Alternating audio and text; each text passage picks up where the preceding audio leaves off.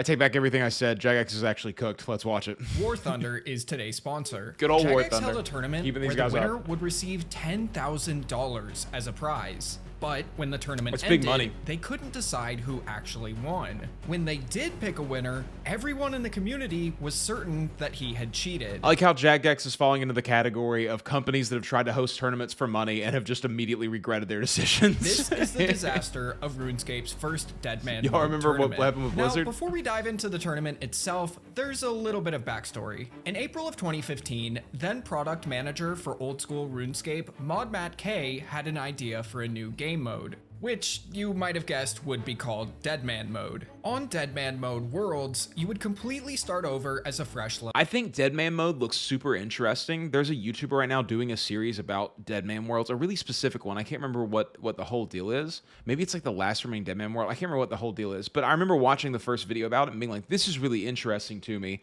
I want to play Deadman. And I think like I'm really interested in Deadman in general, and I think that that's a really cool way to get into PvP. Like a lot of people have been in comments saying, you know, I play other MMOs, I don't play old school RuneScape. I really like PvP. RuneScape's PvP seems really difficult to get into. What should I do?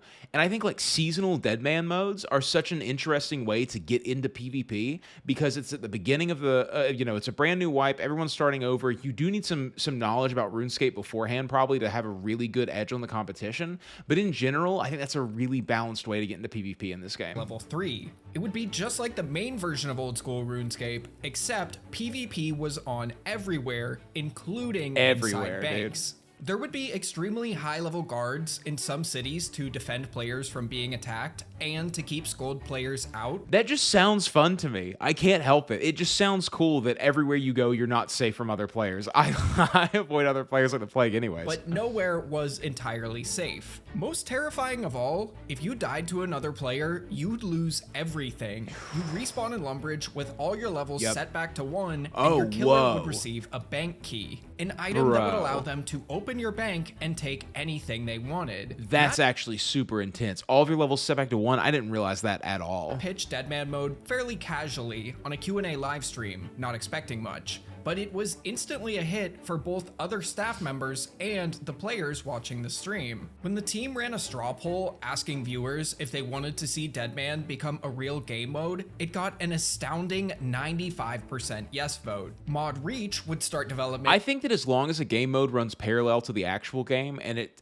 doesn't break the actual game in any kind of way, do whatever you want to in RuneScape. Add as many game modes as you want to. Do as many leagues as you possibly can. I love that stuff. That is such a dopamine trip to get extra XP rates and be out there doing all of these kinds of different ways of playing the game that wouldn't make any sense inside of the actual game. I think that it's a really fun way to make dead content not dead anymore. On it the next day, but he would be let go from Jagex less than a week later. Of course so he would. It would be a while before players would get the chance Hey, to here's play this new it. job. Over Also, the you're next few fired. months, a few developer blogs covering Deadman mode's proposed mechanics would be released. The game mode itself would pass an official poll in July, and the first Deadman mode world would launch on October 29th, 2015. Overall, it was almost a So is Deadman just named after Deadman Wonderland? Was that the idea behind it? exactly the same as the idea of Matt Isn't that K. the one where they all fight in a tournament in this underground prison, and then every time they die, they lose something of their body? Isn't that what it is? They lose their eye, or they lose an arm, or whatever. Isn't that what Deadman Wonderland is? Is that what I'm thinking of? They pitched earlier that They'll use year. blood Aside from a attacks. few changes like 10 times XP rates, losing levels on death but not losing all of them, I love having a boosted safety XP rates deposit world. box to protect your 10 most valuable items, and cool. so on. I'd go into specifics, but Deadman would go through so many small tweaks and changes over the next few months, it would legitimately double the length of this video, and I'm not kidding. But if you want to see a video covering the entire history of Deadman mode, love leave to a see like that. on this video, or even if you don't want that, Yeah, leave a like on I'd this video, still man. appreciate Subscribe to the like. Colin Ello. Deadman He's mode sick. worlds were an instant success. They were an exciting new way to play the game that everyone already knew and loved. But due to the extremely harsh mechanics, it was hard not to die, get frustrated, and just head back to the main game. Although the game mode was still receiving logins from 20,000 players every day, 6 weeks after its launch, it had been steadily decreasing. Jagex needed to think about what they wanted Deadman mode to be long term. Yeah. So they decided that in 2016, they would be launching season. There are so many different kinds of game modes that have come and gone through RuneScape, and they all start off the same way. Super, super popular. Everybody wants to play them. Everybody's happy to be refreshed and have this new kind of method of playing the game. It happens this way with leagues too, that by the end of them, people are just ready for it to be over, and they're back in the original game, and they're doing all that stuff, and they just don't care about the new game modes anymore. But I do think Deadman mode just sounds enthralling. Original Deadman worlds. These worlds would be the same. It seems like it would really piss me off As permanent Deadman worlds, except that once again, everyone would start fresh and the Every 3 servers months. would only be open for 3 months. At the end of those 3 months, the top 2,000 players from the server would be invited to compete in a tournament. The last player alive in this tournament would receive $10,000. All right. This was huge. big money, Jagex baby. had never hosted an event with such high stakes before, and nobody was going to give up the shot to win potentially life-changing money. Sort of like how you don't want to miss out on today's sponsor. I wonder how profitable tournaments like that actually are for video game companies. Like if the exposure is actually worth the cost of the possible backlash of problems occurring during the tournament, and also just the cost of the prize money. War Thunder. It's obviously got to be ROI positive, or else they wouldn't do the it. most comprehensive vehicle combat game ever made and is available now for free on PC, PlayStation, and Xbox. Take command of over 2,500 tanks, planes, helicopters, and ships of 10 major nations from Anytime I see a game where there's ships involved in it, it always makes me think of, do you guys remember Pirates of the Caribbean? Do you guys remember Pirates of the Caribbean Online? Did anyone else play this game, or was it just me? Like, this was an interesting MMO where you would get ships and you would go around and fight other people's ships. You would be able to get other players on your ship and actually have a crew of players and go around the world and harass other players in the ocean with your ship. And then you could land, and there would be, different, guns and swords and all these different things that you could get together. It was a very interesting MMO. Me and my friend Jacob played it a little bit when we were kids, but I don't think it ever went anywhere. But I remember that so from heavily. multiple different eras. War That Thunder Puzzle has Pirates, that's incredibly another pirate detailed based MMO. vehicles, realistic graphics, and authentic sound effects.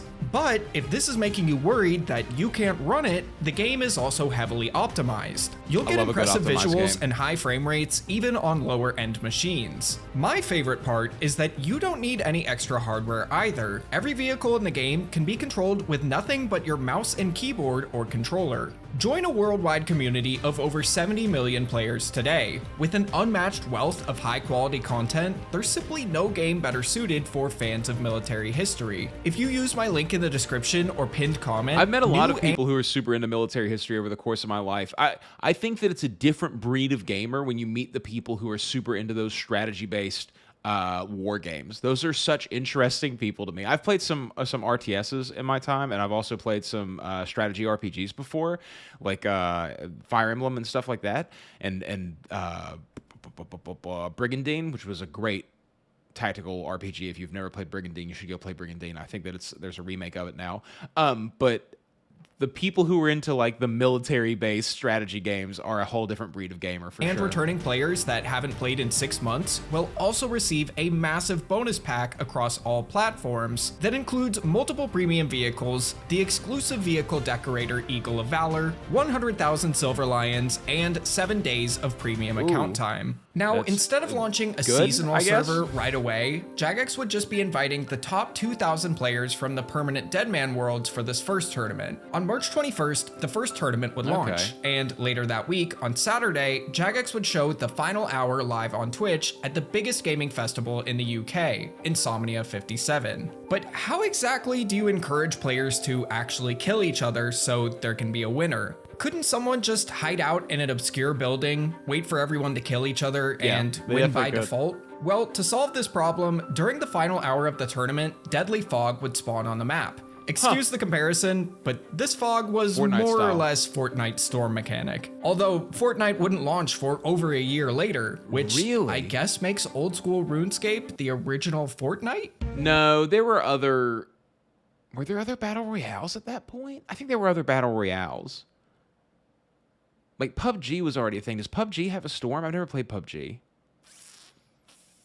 I want to say they can't be who came up with that. The Maybe they fog were. would slowly converge all over the map, and those who didn't run for safety would begin taking constant damage and Big eventually numbers. die. Whoa. And in this final hour, death meant it was over for you. You couldn't respawn and would be logged out of the world. Pretty soon after the fog began spawning, some major problems with it were noticed. A player named Detandart was able to stay in the cooking guild in the middle of the fog without taking damage, while those around him began to get shredded. He was doing this using something called an interface stall. Let's say you open the bank while you're poisoned in the main game. You won't take any poison damage until you close the bank. The same concept applied for the fog. By opening an interface, you could stop taking damage entirely. Luckily, the solution for this was pretty simple. Mod Ash would track the cheaters down in-game and kill them manually. But this isn't where the fog problems would end. This is about the original Deadman tournament, right? From like years ago. This isn't about the current Deadman tournament that just happened. I'm surprised this video was put out like 4 days ago. Was this during the... I mean, only 3 days ago. Wasn't there cheating in the last one as well? Didn't they have a whole bunch of bots? Isn't that what just happened? The safe zone in the middle of the fog would disappear once it converged on all sides. So eventually, everyone left alive would be taking constant damage. This epic 100+ player fight turned into one big tank test. Most players stopped fighting each other and focused on trying to out-eat the damage. The fog would also grow stronger and stronger, eventually hitting over... This is what I love about RuneScape players. They see a mechanic, and instead of being like, okay, I need to avoid this mechanic, they go, how can I beat this mechanic? How can I cheat this mechanic? How can I play better than the mechanic that the game programmers made plays? That's so 30 funny, damage dude. every few seconds. The final player on screen, R. Robert, would go down, but the game showed that there were still 8 players left alive. Wow. 7 of them were glitched. They had entered a random event, and due to some loose spaghetti in the code, when the fog killed them, they got stuck in an infinitely looping death animation. But then, the announcers clicked on the name of Ya Never Learn, the only player who actually had any health left. The only player truly left alive. But it was too late. He died just moments before they clicked his name. This jail cell is where players who died would get sent right before getting booted off the server. So who actually won? Was it R. Robert? He was the last person to die in the area where all the fog converged. Or was it You Never Learn? He was the last person alive, but nobody saw how or where he died. Was he using a stall somewhere in the fog to stay alive? Well, the chat screamed that R. Robert won. The announcers theorized that it was actually You Never Learn. As the announcers moved over to the couch to discuss their favorite moments from the tournament, there was still no winner declared. Back at Jagex headquarters, Mod Ash was in charge of determining who actually won, and if they cheated. In a shocking twist, they would soon announce that the winner was indeed You Never Learn. Whoa.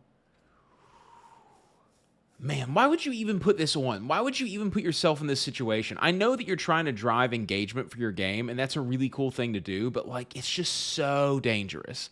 It's so dangerous to make a tournament that has such high stakes and then not really have any idea of how you're going to track it, to not have an adequate test to make sure that there is no way to have all of these issues involved with it, to have really loose code in there. Like, I love Jagex, I really do, but what a problem. They are talking about the old one because Mod Ash is... I have to find a video about the new one, but we're going to have to probably wait for all of this to shake out so that we can see what's going on currently with this one. Unless they are talking about this one. I don't know. And as the chat erupted with complaints, they quickly ended the stream, as others needed to use the stage at Insomnia. However, behind the scenes, there was still some disagreement on who actually won. Soon after the tournament concluded, Mod Archie would tweet, "The winner of the tournament is still yet to be decided. Further investigation is needed and will update you as soon as possible." March 26, 2016, this is the old one, yeah. While Jagex did their investigation, players on Old School's subreddit would do their own investigation. Players noticed that when R. Robert died, there was a green icon still on the minimap. Could this have been You Never Learn? Players also noticed that You Never Learn's HP stayed exactly the same on the list of alive players,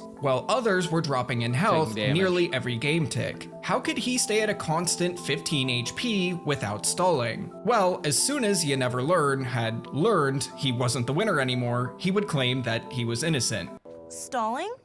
I'm not stalling anything. He would tweet a few JMods that he wasn't in a random event or stalling, but was in fact south of all the action in Falador West Bank when he died. But nobody in the community was really buying this. Players noted that the area had been engulfed in fog for a long time. Yeah, there was no like way he nonsense. could have survived the fog hitting constant. I mean, when there's $10,000 in there, you're not going to get people telling the truth. Like, it's too much money. It's too tempting for people. They're just going to say whatever will benefit them the most. It's not like he's a bad person for doing it. It's just what would happen in the situation. 30s, Especially if you know that there's a chance that you can sort of weasel your way into some kind of consolation prize or something. It would be very easy to just be like, hey, maybe, you know, what if I actually was just in Falador's West Bank just hanging out? Maybe I wasn't actually around. Maybe I was still alive. Right?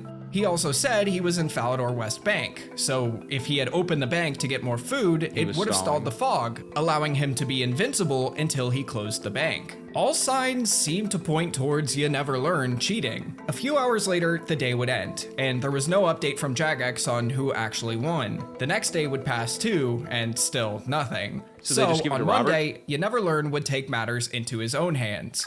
He would make a 2,000-word post describing the last hour of the tournament from his perspective. The first 55 minutes or so are about where he was at the time, along with screenshots of his character exactly where he said he was from multiple content creators' videos and live streams, which so far shows he has a bit of credibility. But the most important part is the last few minutes of the tournament. You Never Learn claims that when the fog began to close in on everyone north of Falador, he ventured into the city to try and avoid the chaos in the middle and to get to a bank to resupply. At first, he was combo eating using sharks and brews to try and stay alive, but as the fog grew stronger and stronger, it was harder to keep up. The fog was now hitting for 39 HP every time. With only 25 HP left, he ate a shark, which would heal him 20 HP. So if he took 39 damage from the fog, he would have 6 HP left over. But at the exact same time he ate the shark, he was only hit for 25 damage, leaving him with 20 HP. How did this happen? Why wasn't he hit higher like before? Well, You Never Learn had accidentally Because he was further away from the fog, I bet.